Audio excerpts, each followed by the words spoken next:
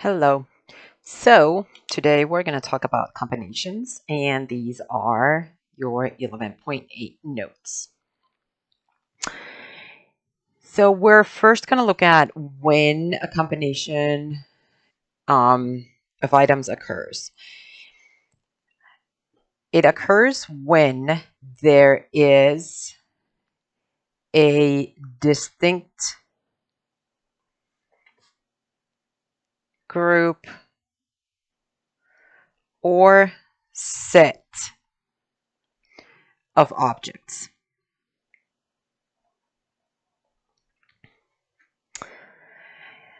Or when no item is used more than once.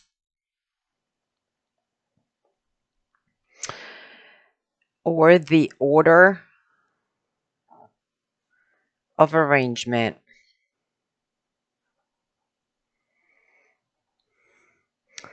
does not matter.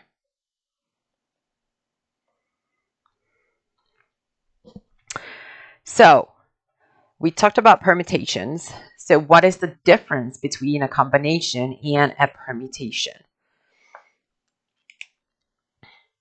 So the difference is the order of arrangement does not matter in a combination, but it does matter in a permutation.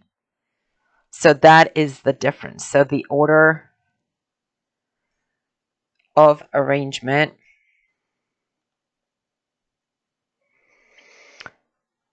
does not matter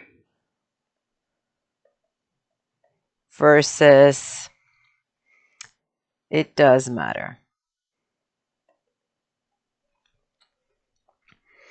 So this is your combination, and this is the permutation.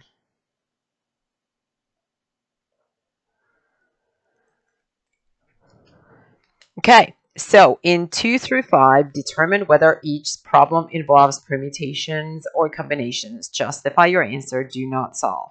So again, this is basically what we're looking. Does the order of arrangement matter, or does it not matter? So number 2, a medical researcher needs 6 people to test the effectiveness of an experimental drug. If 13 people have volunteered for the test, in how many ways can 6 people be selected? So if we think about, so we have 6 people, and we're selecting the 6 people out of the 13 people. Well, it really doesn't matter in which order the people are selected, because there's going to be 6 people. There's nothing that says that it needs to be. So this one is a combination. Number 3, 60 people purchase raffle tickets. 3 winning tickets are selected at random. If first prize is $1,500, second prize is $1,000, and third prize is $500. In how many different ways can the prizes be awarded? So if you think about, we have different prizes for first, second, and third. So that means that when we are selecting the 3 winning tickets, the order does matter. We need to know, we've got our first, second, and third. So it does matter here. So this one is a permutation. Number 4, how many different 5-letter passwords can be formed from the letters A, B, C, D, E, F, G, and H if no repetition of letters is allowed? So again, with this one, it doesn't say that you have to pick them in a certain order. We can pick them in any order. We just can't repeat them. So the order does not matter. That means that this one is a combination. Now, comparing number 3 and number 5. 40 people purchase raffle tickets. 4 winning tickets are selected at random. If each prize is $500, in how many different ways can the prizes be awarded? So we have a very similar situation to number 3 and number 5. Number 3 had different prizes depending on first, second, and third. This one, each prize is $500. So in this case, the order does not matter because they're all the same price. So this one is a combination.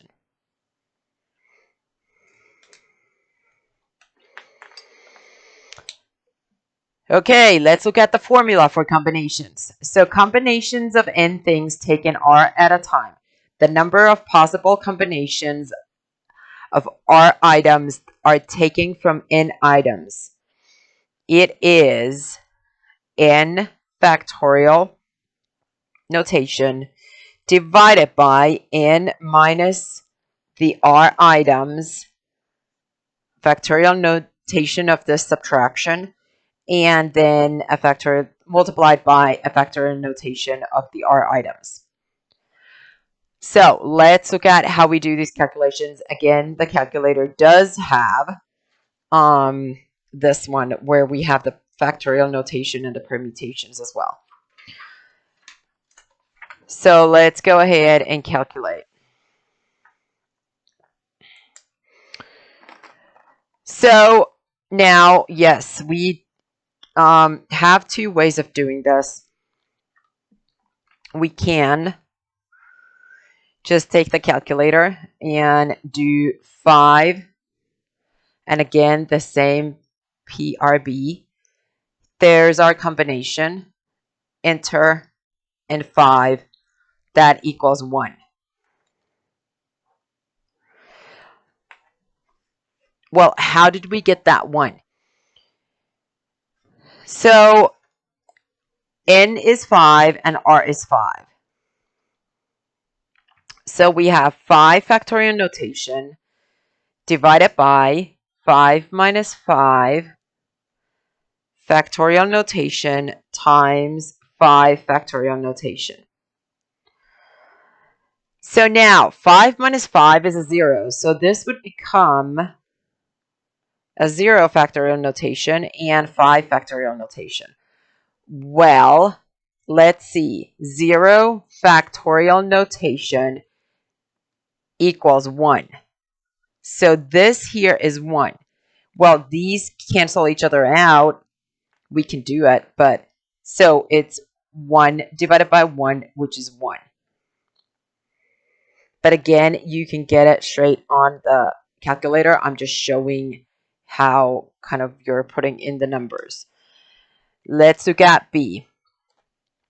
So let's do it with the formula before we put it in the calculator. So again, n is 5 here. So 5 factorial notation divided by n minus r. So 5 minus 4 inside parentheses factorial notation multiplied by r factorial notation, which in this case is 4. So we can just put this in here, find that combination, and then do 4 equals, and we get 5.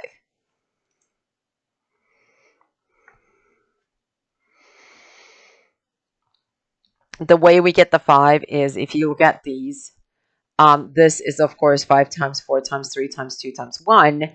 So basically what happens here is these kind of, we have a 5 left from this when we take the 4 times 3 times 2 times 1, which is this factorial notation away. Well, 5 minus 4 is 1, so this becomes a 1 factorial notation, which is 1. So 5 divided by 1 is 5. Okay, let's do C. 5. Oops, not factorial notation. 3, and that equals 10. Excuse me, I have something in my throat here. And again, you could calculate it this way as well, but of course it's much faster to do it with this. Okay, now we have 5 and a 0, and that equals 1.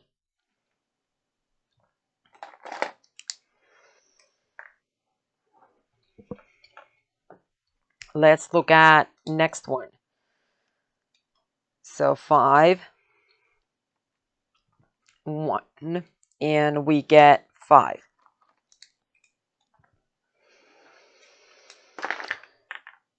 Next is 5.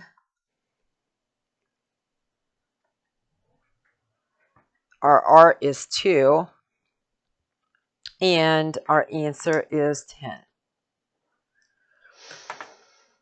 So if we look at these here, the interesting thing is that these two combinations both are 1. These two are both 5. And these two are both 10.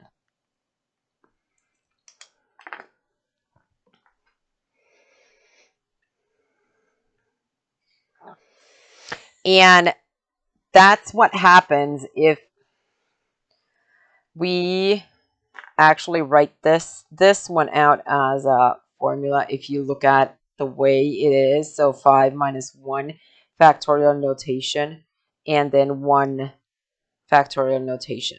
So now we had the 1 factorial notation here. Well, it's over here now. This one becomes 4 factorial notation when we do the subtraction of 5 minus 1. So these are actually the same calculations, just flipped. So the same thing happens here.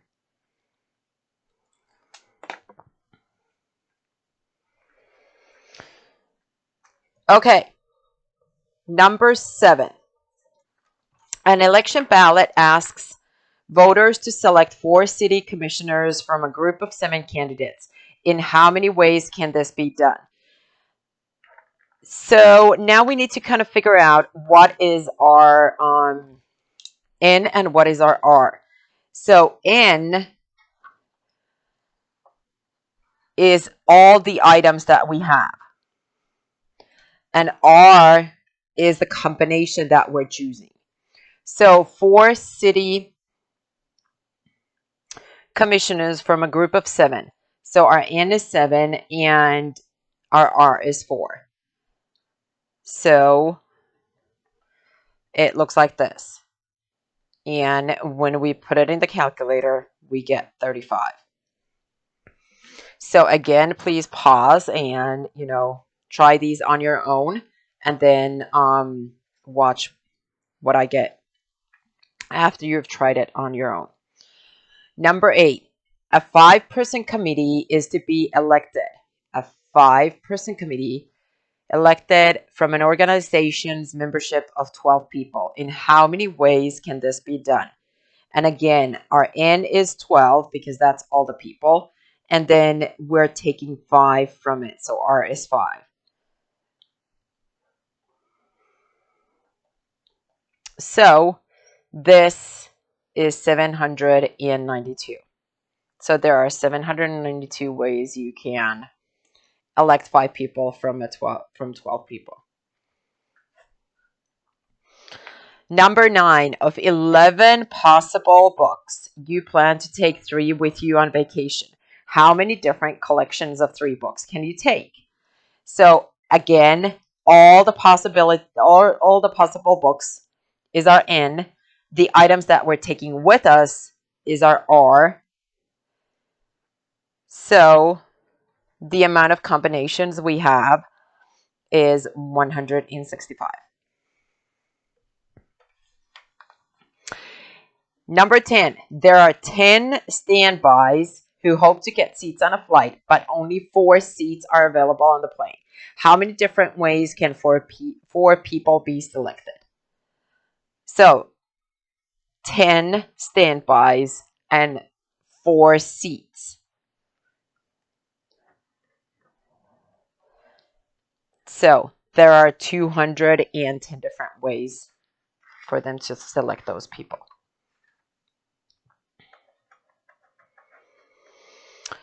Okay. Let's go on to the last page. So here we go. To win in New York State Lottery, one must correctly select 6 numbers from 59 numbers. The order in which the selection is made does not matter. How many different selections are possible? So 59 numbers and we're selecting 6. So N equals 59 and R equals 6. So the amount of combinations there are, so now be careful, 59 equals 6 equals, here we go. So what do we have? 4, 5, 0, 5, 7, 4, 7, 4. So 1, 2, 3, 1, 2, 3. So 45,057,474 different selections.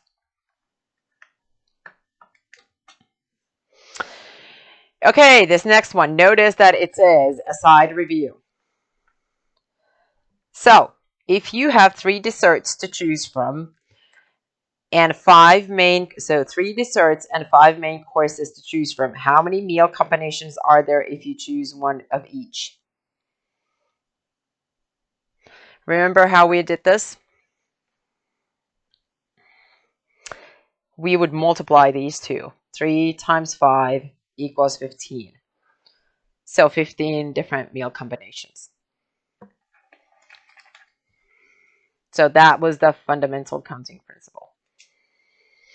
Number 12.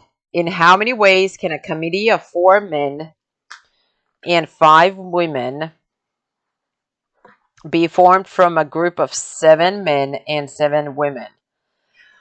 Okay, so we've got men and then we have women. So we're going to do men first. We have 7 men and we have to do them separately because we need those 4 men.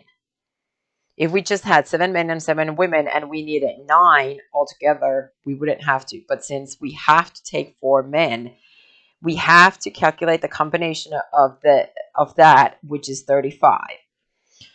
The same thing we're going to do with the women. So we have 7 and we are forming a group of 5 women.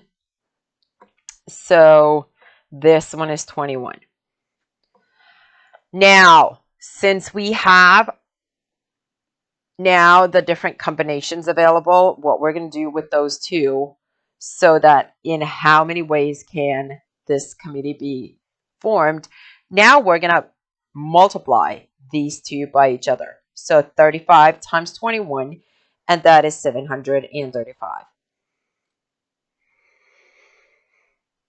And again, if it was just a committee of 9 people, then we would only do one combination. So 7 plus 7 would be 14. So our N would be 14 and our R would be 9. But since we have to have a set amount of men and a set amount of women, it's done differently. Okay, next one. 13. How many different committees can be formed from 5 professors and 15 students if each committee is made up of 2 professors and 10 students? So this is very similar. We have professors here. So how many? We have 5 professors and we're selecting 2 of them. So this here is 10. For students, we have 15 students and we're selecting 10 of them. That would be 3,003. And now we're going to multiply these two numbers and we get 30,030 different committees can be formed from these.